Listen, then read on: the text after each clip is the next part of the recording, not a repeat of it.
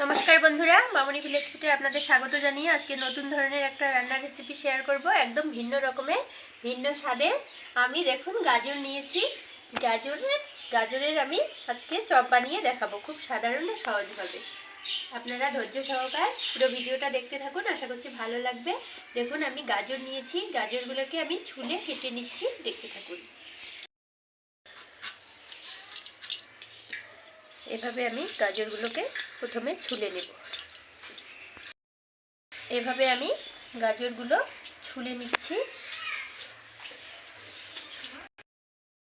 ছুলে নিয়েছি গাজরটাকে বন্ধুরা, এভাবে আমি গোল গোল করে কেটে নেব। দেখুন আমি এভাবে গাজরগুলো কেটে নিয়েছি, সব কেটে ধুয়ে নিয়ে আসছি।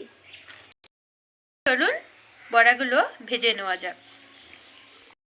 আমি একটা ননস্টিক প্যান বসিয়ে দিয়েছি, সরষের তেল দিয়ে দিয়েছি। তেলটা গরম হতে হতে আমি ব্যাটারটা বানিয়ে নিচ্ছি চপের। একটা বাটি নিয়েছি, আমি এক এক করে ব্যাটার বানানোর জন্য সব কিছু দিয়ে দিচ্ছি। বন্ধুরা দেখুন আমি একটা বড় সাইজ একটা হাতা নিয়েছি, এক হাতা করে আমি দিয়ে দিচ্ছি। প্রথমে চালের গুঁড়ো, হাতা ময়দা,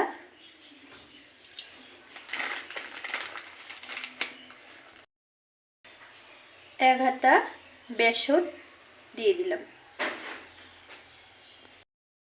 লঙ্কা গুঁড়ো,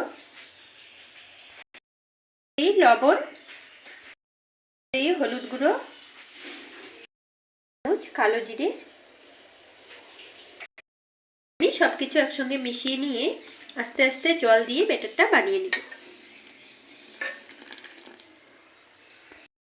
আস্তে জল দিয়ে আমি ব্যাটারটা না পাতলা না গাঢ় বানিয়ে নিব।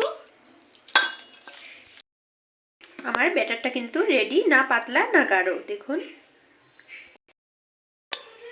আমি একটা করে গাজর নিয়ে ব্যাটারে চুবিয়ে চুবিয়ে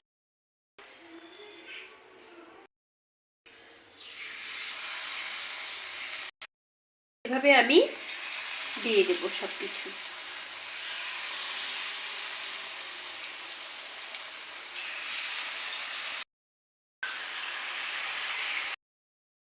এই চপটা বানানোর সময় কিন্তু প্রথমে তেল গরম করে নিয়ে আঁচটা কমিয়ে দিতে হবে, মিষ্টি মিষ্টি আঁচে এই চপটা ভেজে নিতে হবে।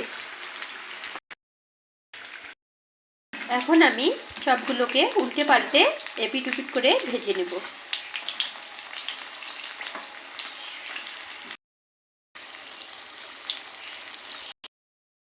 চপগুলো কত সুন্দর উল্টে পাল্টে ভেজে নিলাম আমি। এখন আমি তুলে নিব।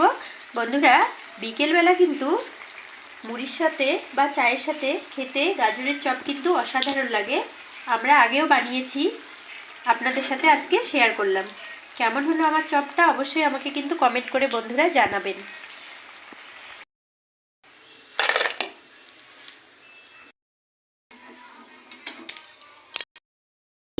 সব গাজরের চপগুলো ভেজে নিয়ে বন্ধুরা চলে আসছি। দেখুন আমার গাজরের চপগুলো ভেজে নেওয়া হয়ে গেল। এখন আমি একটা খাচ্ছি, কতটা মুচমুচে ও টেস্টি। বন্ধুরা যদি ভালো লাগে লাইক কমেন্ট শেয়ার করবেন, আর আমার নতুন চ্যানেলটি সাবস্ক্রাইব করে নেবেন দয়া করে। আর বন্ধুরা আমার পাশে থাকবেন, আর বাড়িতে এভাবে অবশ্যই বানিয়ে ট্রাই করবেন। আমি একটা খাচ্ছি, কতটা মুচমুচে ও টেস্টি, না খেলে বুঝতে পারবেন না বন্ধুরা। অবশ্যই বাড়িতে বানিয়ে খেয়ে দেখবেন। আমি তো খাওয়াতে পারবো না বন্ধুরা, আমাকে কমেন্ট করতে ভুলবেন না। আর কমেন্ট করলে আমার রান্না করার উৎসাহ জাগে ভালো, আর আমার ভালোও লাগে খুব। আপনারা কত সুন্দর সুন্দর কমেন্ট করেন। আমি খাচ্ছি বন্ধুরা, আর বেশি কিছু বলছি না। আমার ভিডিওগুলো আপনারা দেখবেন আর ভালো থাকবেন। নমস্কার।